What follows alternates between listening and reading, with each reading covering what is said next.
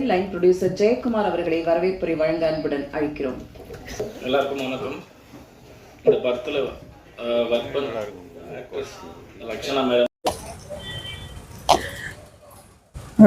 Hi, நான் ரக்ஷனா. மருதம் படத்தில் நான் நடிச்சிருக்கேன்.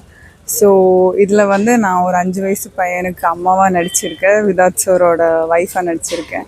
எல்லோரும் கேட்குற கேள்வி தான், எப்படி நீங்கள் ஒரு அம்மா கேரக்டர் இவ்வளோ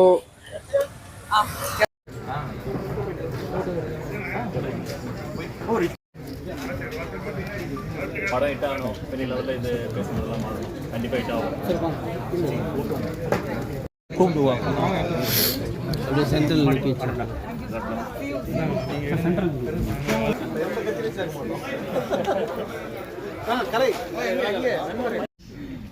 ரெண்டு குழந்தைக்கு அம்மாவா யாருமே நடிக்க மாட்டேன்னு சொன்னாங்கல்ல, கதையை கேட்டு நடிக்க வந்திருக்காங்க. பெரிய வாழ்த்துக்கள். மேடையில் இருக்கிற எல்லா பெரியவங்களுக்கும் ப்ரெஸ் அண்ட் மீடியா. மருதம் என்னோட செகண்ட் படம். ரொம்ப ரொம்ப சந்தோஷமாக இருக்கேன். கடவுளுக்கு ஒரு பெரிய நன்றி. என்னை சப்போர்ட் பண்ண என்னோடய ஃபேமிலி அண்ட் ஃப்ரெண்ட்ஸுக்கு ரொம்ப ரொம்ப நன்றி. என்னை தேடி என்னை நம்பி எனக்கு இந்த சான்ஸ் கொடுத்த கஜேந்திரன் சார் டைரக்டருக்கு sir, thank you so much for this opportunity. Sir first கதை சொல்லும்போது நான் வந்து ஆக்சுவலி எல்லோரும் கேட்குற ஒரு கேள்வி தான், எப்படி நீங்கள் ஒரு அம்மாவாக நடிக்கலாம் செகண்ட் படத்துலேயே வந்து. அதோட ஆன்சர் நான் அப்புறமா சொல்லிக்கிறேன். ஃபஸ்ட்டு நான் சார் பற்றி சொல்லணும். சார் வந்து எஸ்ஆர்எம்மில் ப்ரொஃபஸர். சத்தியமாக நான் நினச்சேன் சார் ரொம்ப ஸ்ட்ரிக்டாக இருக்க போகிறாங்க, அடிக்கலாம் போகிறாங்க, திட்ட போகிறாங்க, என்னென்னமோ பண்ண போகிறாங்கன்னு. ஆனால் சார் வந்து எனக்கும் சாரோட பாண்ட் வந்து ரொம்ப வேறு மாதிரி இருந்துச்சு.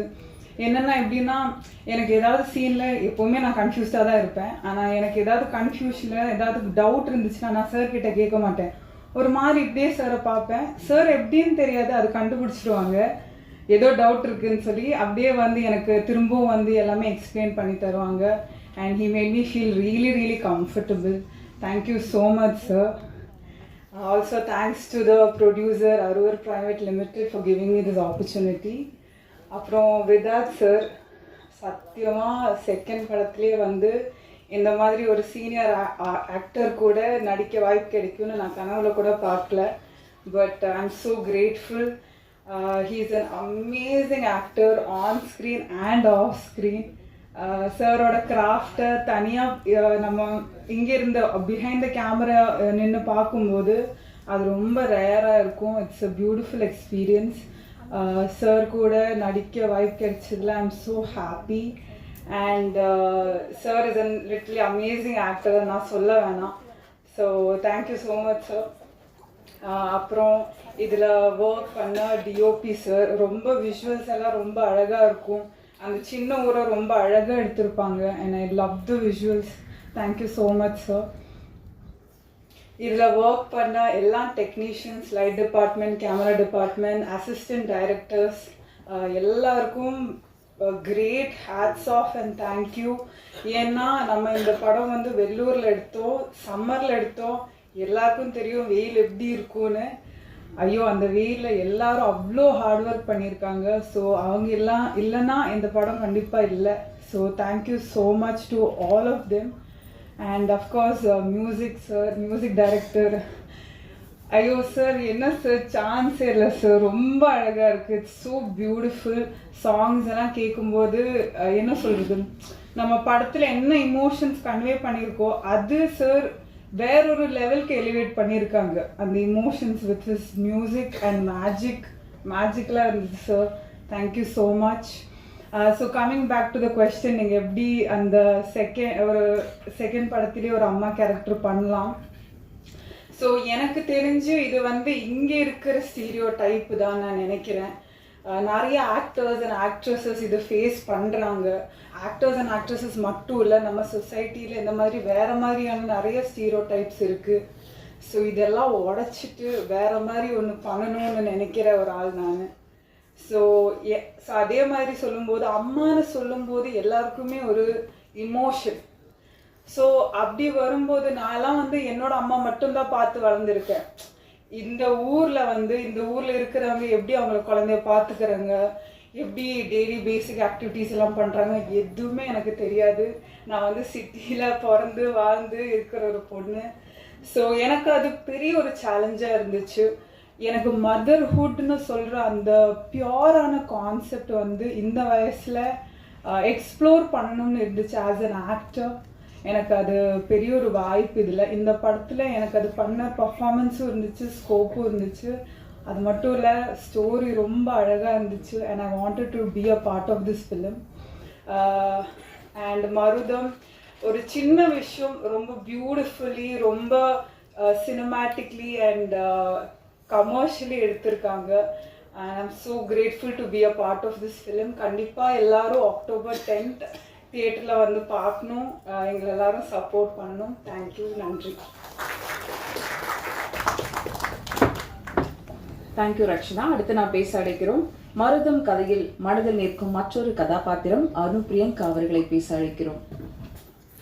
நாயகன் விதார்த் அவர்களை பேச அழைக்கிறோம்.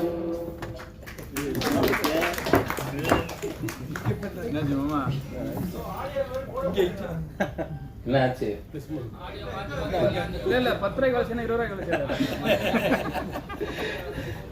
இங்கு வருகை தந்திருக்கும் பத்திரிகை, தொலைக்காட்சி, ஊடக நண்பர்களுக்கு என்னுடைய பணிவார்ந்த வணக்கம். ஃபஸ்ட்டு நன்றி வந்து இந்த படத்தில் நான் நடிக்கிறதுக்கு முதல் காரணம் வந்து டைரக்டர் அன்பழகன். அவர் தான் வந்து கஜேந்திரனை இன்ட்ரடியூஸ் பண்ணார். இந்த மாதிரி என்னுடைய நண்பர் ஒரு நல்ல கதை வச்சுருக்காரு, நீங்கள் கேளுங்க அப்படின்னு. நான் கதை கேட்டபோது எனக்கு நான் அவர்கிட்ட கேட்டேன், இது உங்கள் லைஃப்பில் நடந்ததா, இல்லை உங்களுக்கு தெரிஞ்ச யாருக்காவது நடந்ததா, இல்லை உங்கள் கற்பனை கதையான, இல்லை என் ஊரில் நடந்த கதை அப்படின்னாரு. என்னுடைய நண்பருக்கு நடந்ததுன்னு. அப்போ நான் லொக்கேஷன் பார்க்கும்போது அந்த நபரையும் சந்தித்தேன். இது ஒருத்தரை சார்ந்து இல்லை, மொத்தம் அங்கே ஒரு 3-4 பேரை சந்தித்தோம். 3-4 பேரை சந்தித்த போது அவங்க அதோடு வாழ்கிறது எனக்கு ரொம்ப ரொம்ப கஷ்டமாகவே இருந்தது. அப்போ இந்த படம் கண்டிப்பாக சொல்லணும் அப்படின்னா நாங்கள் படம் முடிச்சிட்டோம். இது வெறும் வடஆற்காடு மாவட்டத்தில் இருக்கிற ராணிப்பேட்டை பக்கத்தில் இருக்கிற ஒரு கிராமத்தில் மட்டும் நடக்கலை, இது ஆல் ஓவர் இந்தியாவில் நடக்குது. ஏன்னா நான் 2 நாளைக்கு முன்னாடி கூட நம்ம மீடியா நண்பர் தான் ஒருத்தர், அவர் வந்து ஃபோன் பண்ணார், இந்த ஏரியாவில் உங்களுக்கு யாரையாவது தெரியுமா அப்படின்னாரு. ஏன் என்ன விஷயம் அப்படின்ன போது இந்த படத்தில் என்ன நடந்ததோ அதே சம்பவத்தை அவர் சொல்கிறார். அதுவும் ஒரு சீனாகவே இருந்தது. அந்த சீனை அவர் சொல்கிறார், எனக்கு ரொம்ப இந்த மாதிரி ஒரு பிரச்சனை அப்படின்னு.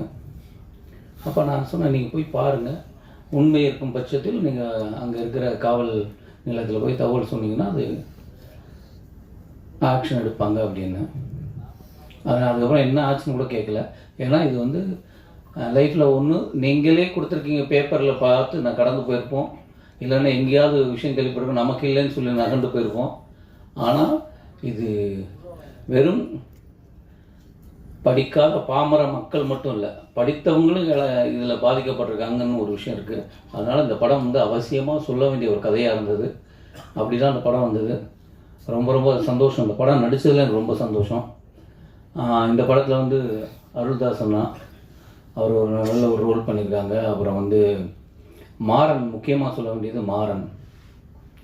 அவர் அப்போ தான் ஜேபேபி படம் பார்த்துட்டு ரொம்ப எமோஷனல் ஆச்சு. நானும் மாறனும் ஒன்றா வந்து ஸ்டூடெண்ட் நம்பர் 1 படத்தில் வந்து ஃப்ரெண்டாக பண்ணியிருந்தோம். அதுக்கப்புறம் நான் அவரை ஃபோனில் 2-3 டைம் பேசியிருக்கேன். இந்த ஜேபேபி படம் பார்த்ததுக்கப்புறம் தான் எனக்கு ரொம்ப ஒரு மாதிரி ஆயிடுச்சு. அவர்கிட்ட பேசினேன். அப்போ நான் சொன்னேன், நம்ம 2 சேர்ந்து கூட பயணிக்கிற மாதிரி ஒரு நல்ல கதை இருந்தால் நம்ம பண்ணலான்னு. அப்போ கேட்ட கதை இது. அப்போ இந்த கதையில் ஒரு சின்ன கதாபாத்திரம் மாறன் இருந்தால் நல்லாயிருக்கும் அப்படின்னா, அப்போ அவங்க வந்து அவர் சொன்னார், இல்லை பட்ஜெட்டு அப்படின்னா, நீங்கள் மாறன்கிட்ட பேசுங்க, கதை பிடிச்சா எல்லா நடிகர்களும் வந்து பணத்தை அதுக்கு அடுத்த படமாக பார்ப்பாங்க, நீங்கள் சொல்லுங்கன்னு. மாறன் கதை கேட்டு பிடிச்சது. அவர் சம்பளத்துக்கும் அதே இதுக்கு ஒத்துக்கிட்டாரு. வந்து நாங்கள் பேசி சில விஷயங்கள்லாம் அங்கே ரொம்ப பிரமாதமாக நடந்திருக்கு. மாறன் வந்து ஜேபேபி மாதிரி இதுலேயும் அவர் எவ்வளோ காமெடி பண்ணுறாரோ அதே நேரம் நம்மளை கலங்கவும் வச்சுருவார். ரொம்ப பிரமாதமாக பண்ணியிருக்காரு. அதனால் மாறனன்னாக்கு வந்து இந்த டயத்தில் நான் இன்னைக்கு வரல அவருக்கு நன்றியை தெரிவிச்சுக்கிறேன். ஏன்னா நான் சொன்னவொன்னே வந்தாருங்கிறது ரொம்ப சந்தோஷம்.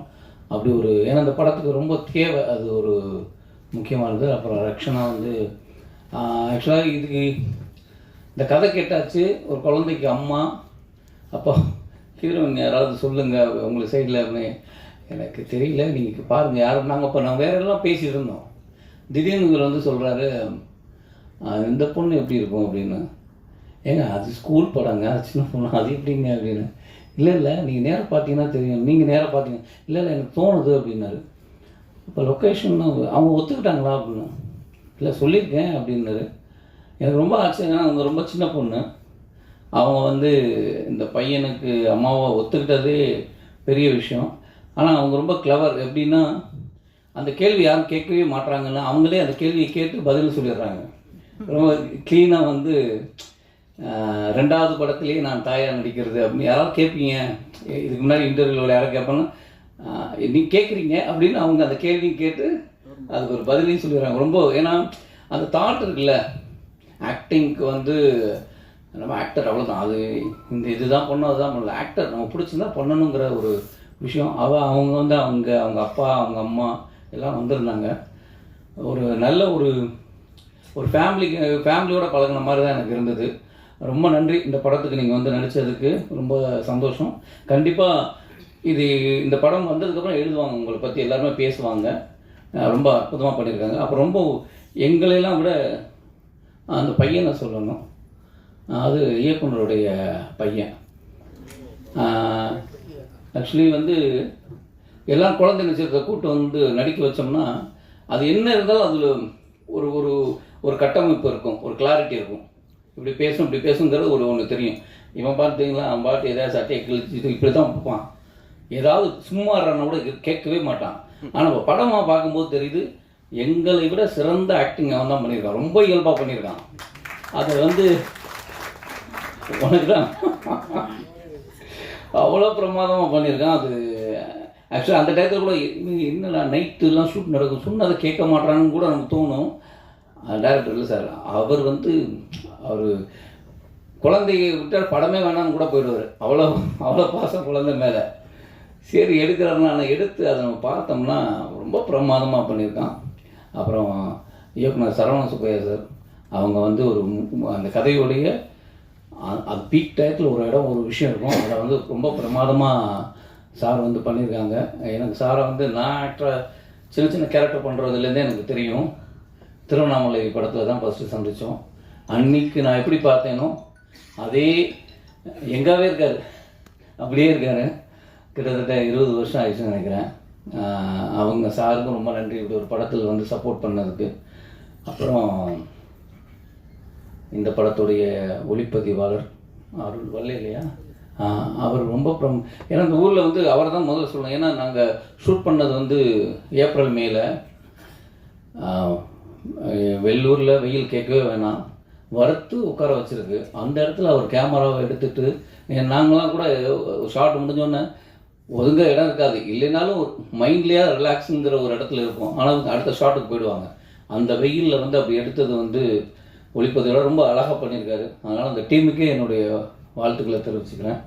அப்புறம் எடிட்டர், அவரும் வந்து எடிட்டர் ரூமில் தான் இருக்கணும், இல்லை ஸ்பாட் எடிட்டிங் இருக்கணும். ஸ்பாட் எடிட்டர் இல்லை, ரூமில் தான் editing.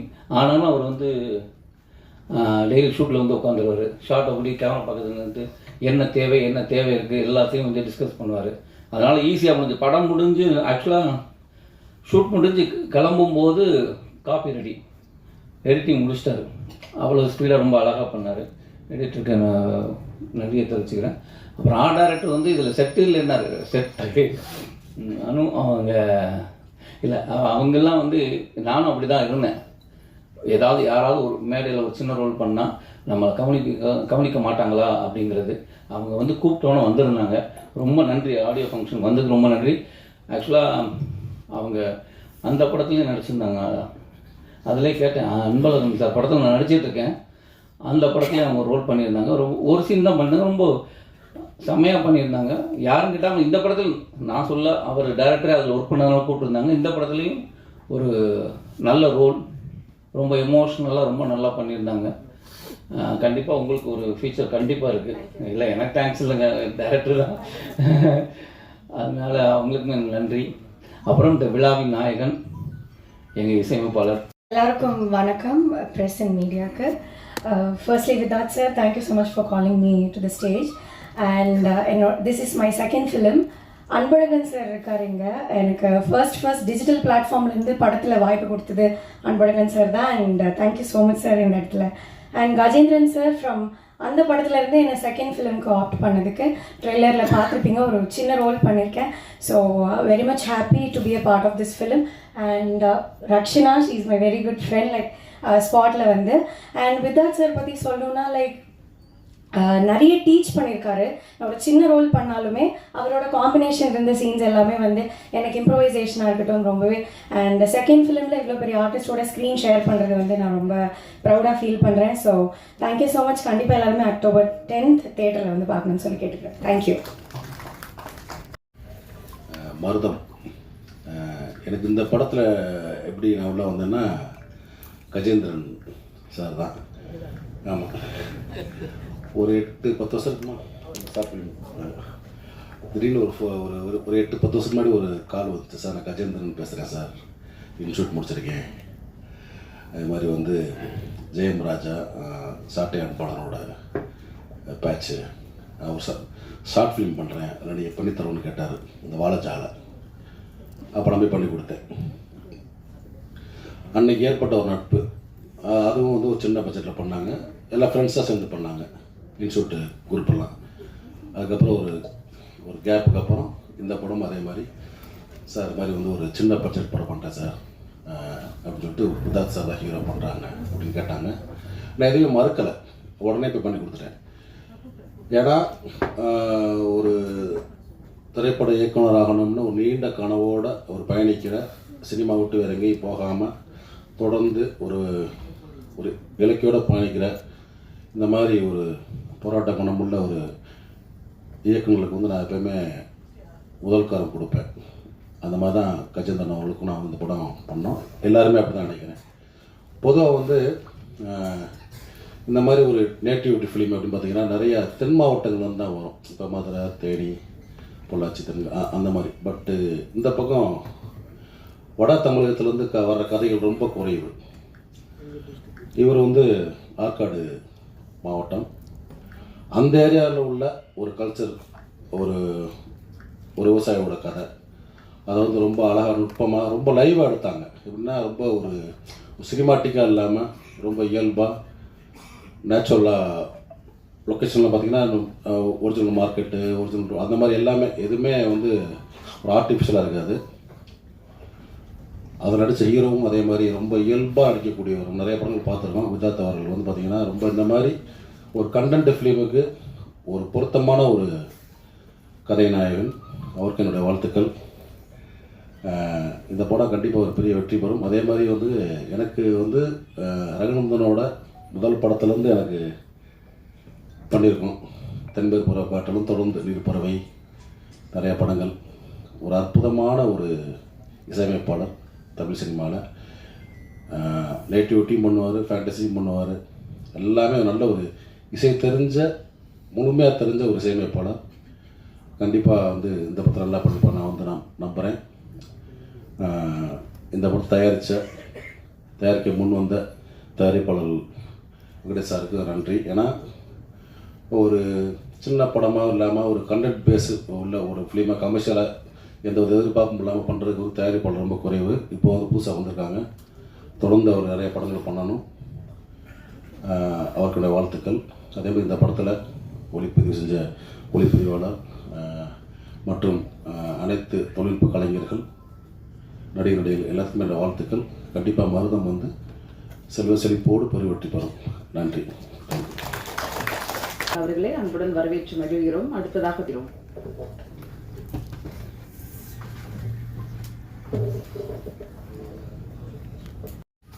Good evening, friends. Press media people, என்னுடைய வணக்கம். First of all, I don't like to stole unnecessarily your times. நான் என்ன நினச்சேனோ அந்த விஷயங்களை வந்து விது கிளியராக பேசிட்டாரு. So I would like to speak few words about director Gajendra. He is a DFT student. என்னுடைய ஃபர்ஸ்ட் ஃபிலிம் வந்து சிட்டிசன் படம் உங்களுக்குலாம் தெரிஞ்சிருக்கும். அந்த பீரியடில் வந்து ஏஷியாவில் ஃபஸ்ட் டைம் வந்து 435 அப்படின்னு ஒரு கேமரா வச்சு நாங்கள் ஷூட் பண்ணோம் ஒரு படம். அதில் நிறைய பேர் கூட ஒர்க் பண்ணாங்க. ப்ராப்பராக ப்ரொஃபஷனலாக ஒர்க் பண்ணவங்க 7 பேர். அதில் 7வது அசிஸ்டண்ட் தான் அவர் கஜேந்திரன் அந்த படத்தில் ஒர்க் பண்ணார். நக்மா வச்சு கிண்டியில் ஒரு சீன் எடுத்துகிட்டு இருக்கோம். அந்த சமயத்தில் அவருக்கு வந்து சிவியர் ஸ்டமக் பெயின் ஆகி டிசென்ட் மாதிரி ஆகி ஹாஸ்பிட்டல் அட்மிட் ஆகி அதுக்கப்புறம் கண்டினியூஸாக அவர் ஹாஸ்பிட்டலைஸ்டு. அவரால் ஒர்க் பண்ண முடியல. அதுக்கப்புறம் கண்டினியூ பண்ணல. அதுக்கப்புறம் நான் வந்து கிட்டத்தட்ட ஒரு ஆஃப்டர் 20 years எனக்கு வந்து கால் பண்ணி, சார் நான் எஸ்ஆர்எம்ல இப்போது விஷுவல் கம்யூனிகேஷனில் ஹெட் ஆஃப் த டிபார்ட்மெண்ட்டாக இருக்கேன் அப்படின்னு சொல்லி தன்னை மறுபடியும் ரீஇன்ட்ரடியூஸ் பண்ணிக்கிட்டாரு. So nice guy. சினிமா அப்படிங்கிற ஒன்று இல்லை அப்படின்னா ஃபிட்னஸ் ஆஃப் சர்வையில் எவ்வளோ கஷ்டம் அப்படிங்கிறது வந்து உங்கள் எல்லாருக்குமே தெரியும். இப்போ எனக்கு கண்ணுக்கு தெரிகிறது ஆர்எஸ் கார்த்திக், தேவராஜன் அந்த மாதிரி ஒருத்தவங்க 2 பேர். இவங்களுக்கு வந்து ப்ரொஃபஷனல் பர்சனாக கூட ஆக்டிங் அப்படிங்கிறதும் ஒரு ஹாபியாக இருக்குது. அந்த மாதிரி எல்லாருக்குமே அமையிறது இல்லை. இவந்தோ டைரக்டர்ஸுங்களுக்கு கூட இந்த படம், இந்த கதை, இது பேசக்கூடிய ஒரு விஷயம், இந்த சம்பவம், இது எல்லாமே வந்து ஒரு 2009 நான் ஒரு ஃபிலிம் பண்ணேன், மகான் கணக்குன்னு. எந்த ஒரு எதிர்பார்ப்பு இல்லாமல் அவன் அசிஸ்டன்ட் தான். ஒரு கேரக்டர் நீங்கள் பண்ணும் சார், ஒரு ரோல் அப்படின்னா. இந்த படத்தில் கூட நான் இந்த ஒரு ஷாட் கூட போடாதன்னு நான் சொன்னேன். இதை போடாத, இந்த கேரக்டர் இருக்கிறதே தெரியக்கூடாது யாருக்கும் அப்படின்னு. அது விதார்த்த ரொம்ப நாசுக்காக சொல்லியிருக்காரு. It's as usual. இவ்வளோ போலீஸ் ட்ரெஸ் போடலையே கல்பரேட் தான். பட் என்ன அப்படின்னா, அந்த கார்பரேட் பீப்புள்ஸ் இன்றைக்கி நம்ம வந்து நேர்மையாக நடக்கணும்னு நினச்சா கூட எப்படியெல்லாம் இன்ஜெக்ட் பண்ணுவாங்க அப்படிங்கிறத சொல்லக்கூடிய ஒரு அற்புதமான விஷயத்தை கையில் எடுத்திருக்காரு. இந்த படம் வந்து கிட்டத்தட்ட ஒரு அடித்தட்டு மக்களுடைய, அந்த வறுமை கோட்டிலேருந்து வெளில வர முயற்சி செய்கிற மக்களுடைய வாழ்வியலை பற்றி தான் பேசியிருக்கு.